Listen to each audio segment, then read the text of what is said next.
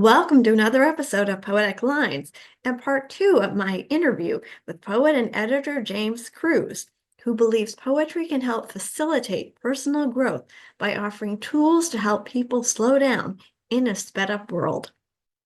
James has spotlighted the healing power of poetry since 2019 when he edited the anthology Healing the Divide, Poems of Kindness and Connection. Since then, he has curated three best-selling anthologies: How to Love the World, Poems of Gratitude and Hope, The Path to Kindness, Poems of Connection and Joy, and The Wonder of Small Things, Poems of Peace and Renewal. Those three books are now available in a box set. James has also published a book of essays, Kindness Will Save the World. Additionally, he has published 6 collections of poetry, including Unlocking the Heart, Writing for Mindfulness, Courage, and Self-Compassion. James earned a PhD in Literature and Creative Writing from the University of Nebraska-Lincoln and has taught at several universities. For the past few years, he has spoken in various settings and has led workshops on kindness, mindfulness, and writing for self-compassion. I'm delighted to share part two of our conversation, which begins where we left off. Would you read a poem from one of the anthologies? So I'll read one of the poems from The Wonder of Small Things, which is my most recent anthology.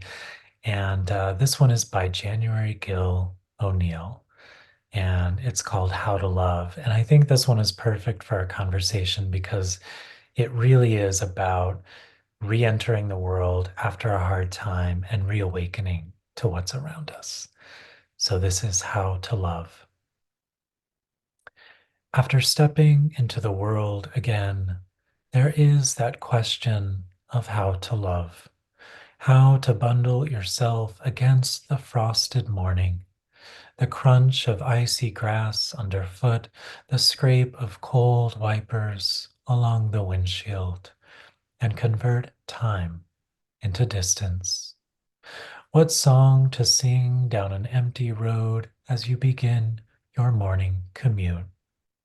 And is there enough in you to see, really see, the 3 wild turkeys crossing the street with their featherless heads and stilt-like legs in search of a morning meal?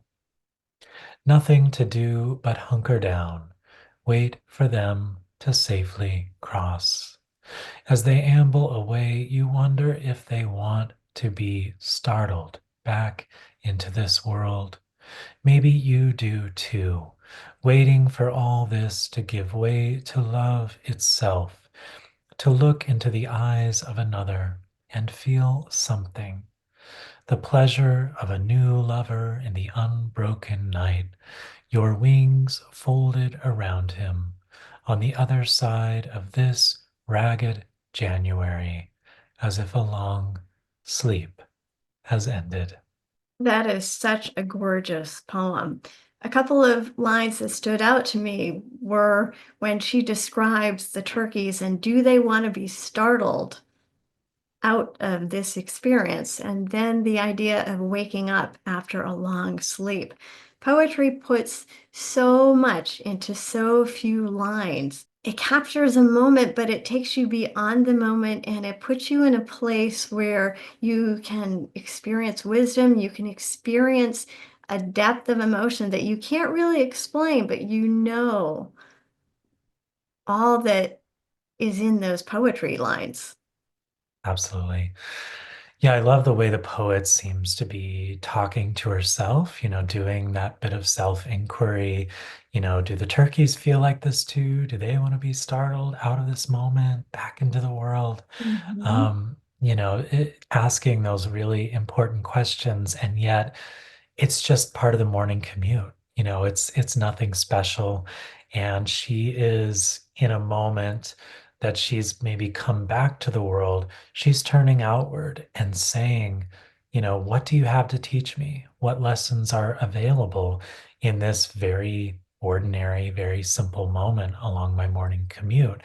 And I think a poem like this and so many of the poems that I love and collect together they invite us to do this for ourselves, whether we are poets or not. They invite us to look outward.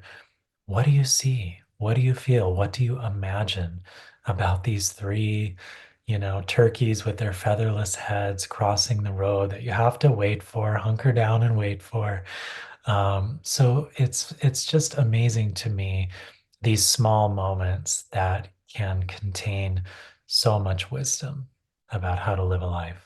Oftentimes, some unintended disruptions that can lead you to a positive experience if you're willing to just stay in the moment and not become frustrated, but to see what the moment is going to open up to you. Hmm. Absolutely.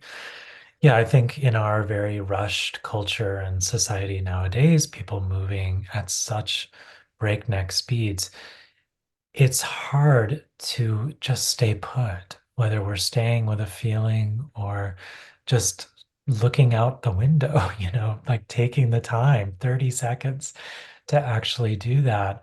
And again, poetry, I think in a way builds up this slowness muscle that we actually move much slower naturally than our culture would have us believe. And poetry just reminds us, like, hey, it's still possible. It's still okay to move at a slower pace and to just notice what's around us. When you are putting together an anthology, do you allow your slowness muscle to help you decide how to order the poems, or do you go by sort of a creative process? What helps you put the poems together? Yeah, I think that's a really good question. I guess I had never thought about it in terms of slowing down, but I think that is an element of it that I do have to slow down enough and really just get still. Once I've gathered a large group of poems, what I usually do I'll spread them out on the floor and just start seeing how the individual poems are speaking to each other. And so, in order to do that, I do have to take my time. I do have to take a lot of time in order to do that. And I'm not just doing that process once, I'm doing that process a number of times to make sure that each manuscript, each book is exactly where it wants to be, and that each poem is talking to the next as much as it possibly can. So there's a lot of slowing down. I do believe that it's quite a creative process curating an anthology like the ones that I do, because I'm usually not. I did a little bit with the newest one that I'm editing that'll be out this next year. But I usually don't ask for people to send in poems. I usually try to gather them on my own because what I'm doing is listening for poems that are going to resonate together and really trying to watch and catch as many of those poems as I can. And, there are so many good poems and poets that I would love to include that just don't end up kind of becoming a part of this. It almost feels like a symphony, like every little element needs to be in there for the whole to work in some larger way. But I think it is about going slower. It's about getting still, listening more deeply. And actually, this process has taught me a lot about putting together my own books of poetry and how to be a little more detached and see which poems really belong to each other and which ones are going to contribute to this larger whole, almost like a mosaic that I'm trying to create. What kind of feedback have you gotten from people? Well, I do get a lot of feedback on those anthologies. I think most people talk about them as being real gifts, which is quite gratifying. And I think gifts in the literal sense too, like because they are smaller, and even, a box set of three anthologies that are each, a couple hundred pages is still a very small thing. It's a pretty small package. And so people really love giving these to other people. and they love them themselves because they can carry them with them. They can slip them in a bag or a briefcase or a suitcase, can take it on a trip. They can keep it on the nightstand. I've heard from, I think it was after I published How to Love the World, my very first one in this series. I heard from someone on Instagram who said, and this was during the pandemic, she said that she kept it on her nightstand because she usually couldn't sleep through the night. And so when she would wake up, she would read a couple of the poems and they would calm her nervous system enough to kind of get her back into a space so that she could fall asleep for a little while again. And I've never forgotten that message because while I don't have all messages like that, I've heard similar things. Like the anthologies make me feel calmer. They make me feel more hopeful.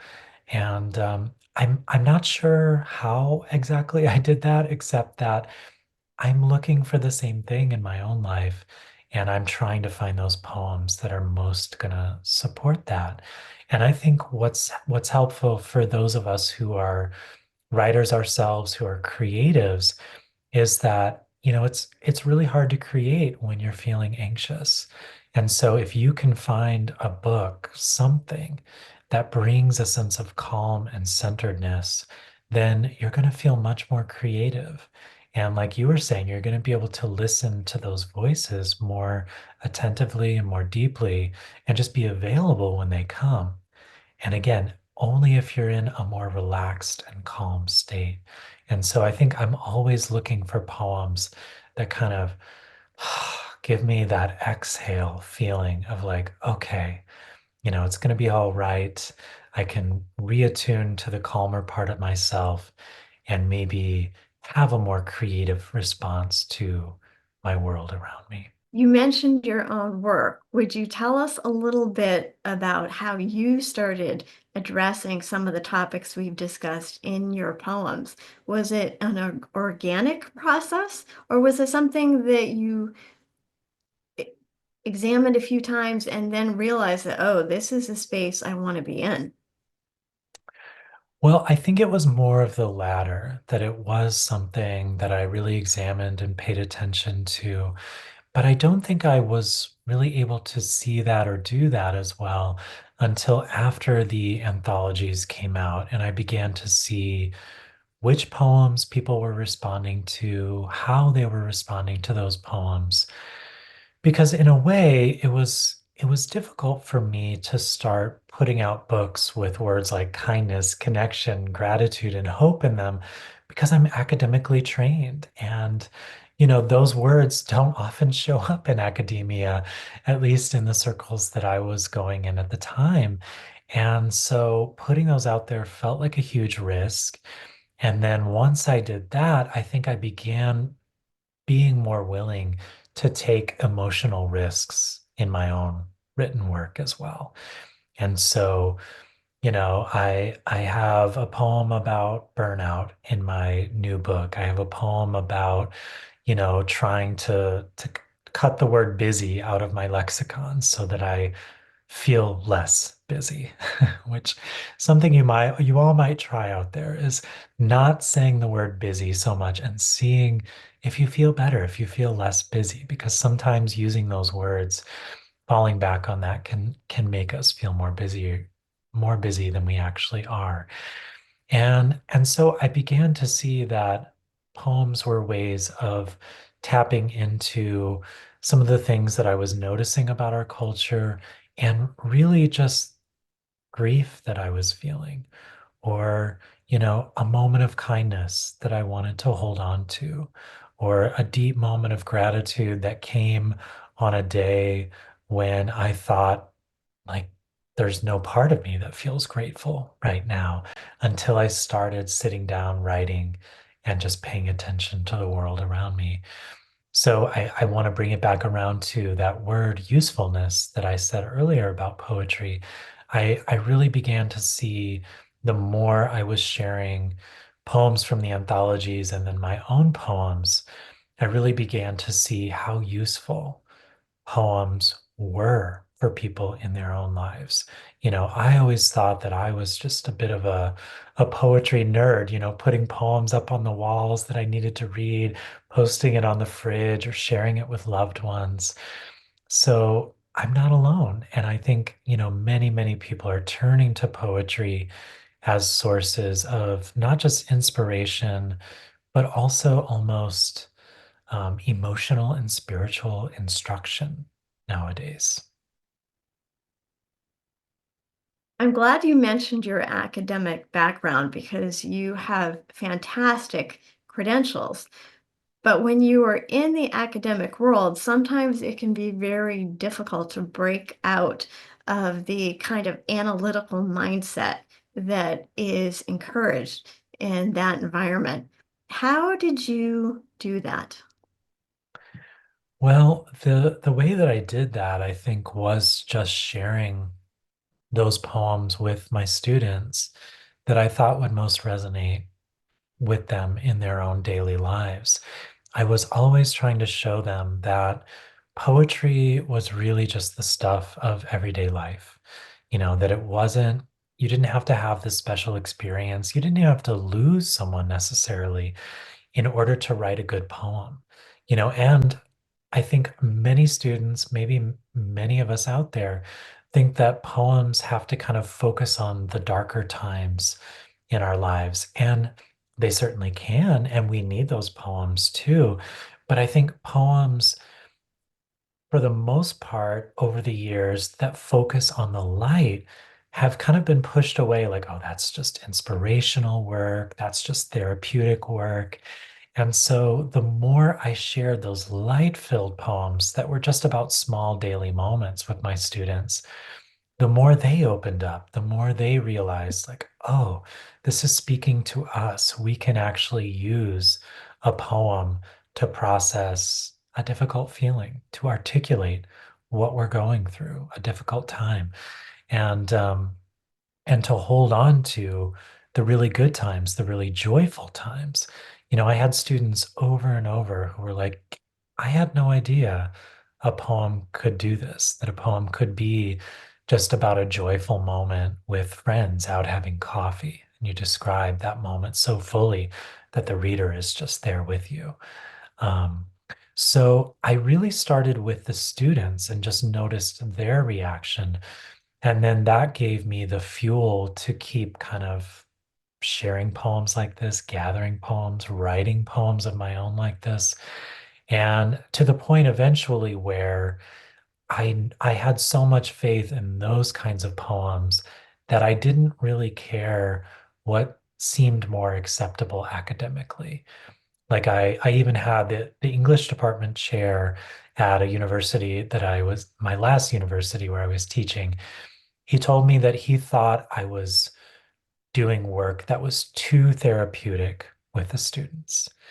And I just laughed. I just found that really funny because it's like, is there such a thing as too therapeutic with, 18 to 20-year-olds who are really struggling and are actually writing and using writing, poetry, literature as a way of coming alive to their own lives? Like I just thought that was really ridiculous. But at the same time, it gave me a message that academia was probably never going to be as supportive as I had hoped it would be in my own mission to share poetry in this larger way. I'm glad that you did follow your instinct because one of the comments I hear from people over and over who say they don't like poetry is that it's too dark, it's depressing. And there is room for that in poetry because poetry can hold any emotion, but there's also room for the light and a need for the light. And poems that do focus on an aspect of light or hope or a positive view, they're actually harder to write than poems about dark experiences because if you're writing about the darkness, there's inherent drama in Mm. that. Whereas if you're writing about the light, you have to bring a lot more to that subject. Yes, I think you're absolutely right. it is much harder to write about the light or to write about a moment of hope when it comes, um, because there isn't as much conflict, tension, or drama inherent, as you're saying, in that poem. And so I think that's why, really unconsciously, I'd never thought about this before. So I'm glad you're bringing the conversation to this point. I think that's why I tend to write about moments of light that come to me when I've been feeling really dark or when I've been struggling to kind of find or hold on to the light, because there is that tension of breaking free of a certain way of seeing the world and being open to a new way. There is drama in that. But it isn't ever going to be the same drama as, describing a very dark time in one's life or going really deeply into grief or despair. And I really do believe we need those poems, in order sometimes just to feel that we're not alone. But we need the balance of the light at the same time. And I think when our culture is tipping toward darkness and distraction, then we need even more of those light-filled moments captured so well in poetry to kind of balance it out. Oh, absolutely. Because if you have nothing but darkness, that's all you will have. You need something to counter that and to counter the fact that when people do go through very challenging times or traumatic times, that can affect the way you think. And you need something that is going to counteract that. Absolutely. Yeah. I mean, even if you're going through the loss of someone, grief brings a fog over the brain with it. And any sort of trauma is going to affect how we process the world, how we think and react. And so I think we need more and more of those light-filled poems. And I'm not sure why. Maybe it's because a poem occurs as such a small dose. And as you said earlier, just a few minutes ago, a poem can hold any emotion and it can hold it so accurately and so well with just a few lines, even. But I think that's what makes poems such effective carriers of the light, that it's almost like just all we need is that little dose to keep going. And once we've fully embodied that, really slowed down enough to take it in, then we can continue on. And I hear from people all the time, especially with my own poems lately, that they read something and they are just able to carry that with them and really hold on to that light. And it's almost like a poem can be sustenance, can be nourishment. That is how oftentimes people experience it. And so they are able to carry that with them to be continually nourished by it and then offer that same kind of sense of sustenance to other people by sharing the poem. So in a way, poetry becomes this kind of sacred mutual exchange. And I think that has definitely been true of anything that I've published over the past few years, but especially the anthologies, because people are sharing those as gifts. And then poems by all these different people are just reaching into so many corners of our culture that those poets never imagined their poems actually touching in on. Beautifully said. You have published several books in the past few years. We focused on the anthologies. Do you want to talk about any of the others? Well, sure.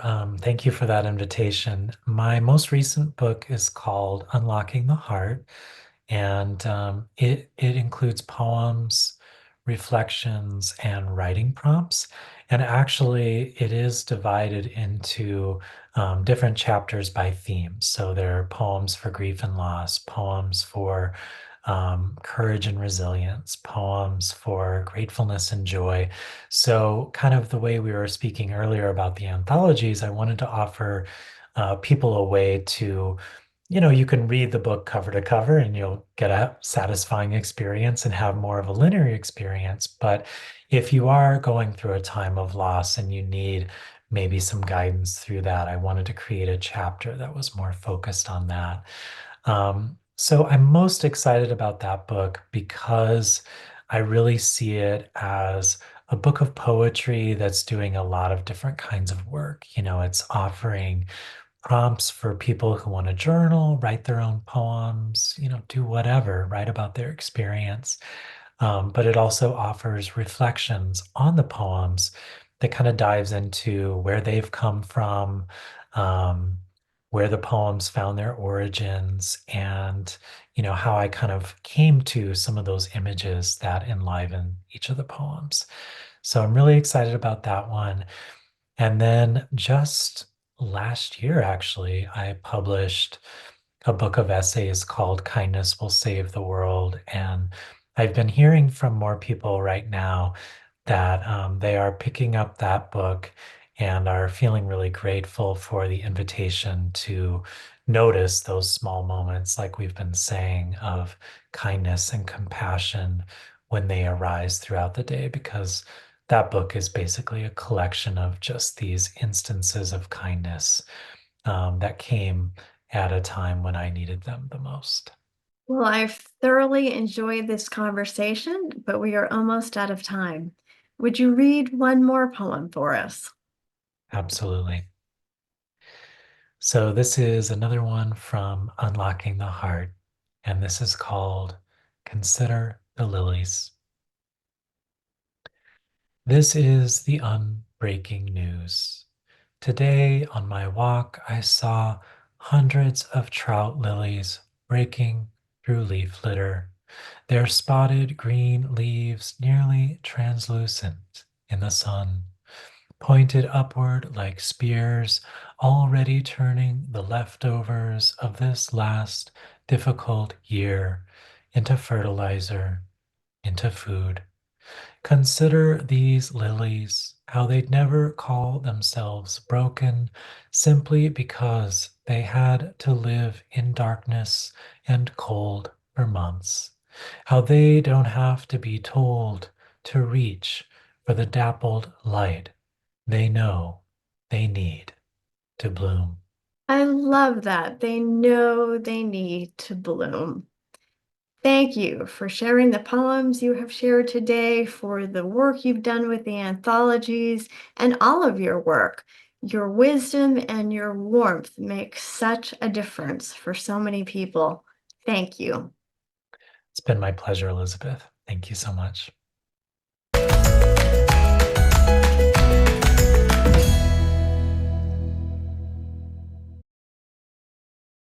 Thanks for watching Poetic Lines, where writers make the language sing.